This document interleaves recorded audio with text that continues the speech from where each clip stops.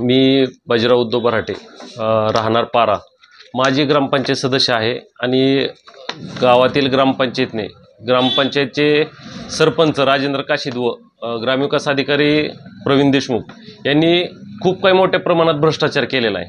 त्यांना मी वेळोवेळी जे काही कागदपत्र मागितली त्यांनी कागदपत्र काही दिले नाही, तरीही प्रवीण देशमुख बदलून गेल्याच्या नंतर मी माहितीच्या अधिकारात कागदपत्र मिळवून त्यांनी जो मोठा भ्रष्टाचार केला त्यामधील थोडासा एक वाटा जो की रेकॉर्डली आलेला होता की 3,36,000 रुपये, तो 3,36,000च्या बाबतीत मी आपले माननीय सीओ साहेब यांच्याकडे तक्रार केली।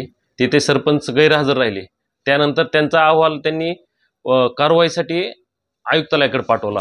आयुक्तालयामध्ये ह्या गोष्टीवर 2024 पासून वारंवार मी पाठपुरावा करून आज तागायत कालच्या 1/10 रोजी त्यांनी निकाल दिलेला आहे आणि तो निकालामध्ये की 3,36,000 रुपये हा अपहरित रक्कम असल्यामुळे काय ही रक्कम ग्रामविकास अधिकारी व सरपंच यांच्याकडून वसूल करून घेण्यात यावी आणि अन्यथा त्यांनी ती रक्कम नाही भरली तर त्या रकमेचा बोजा त्या दोघांच्याही सातबारावर टाकण्यात यावा।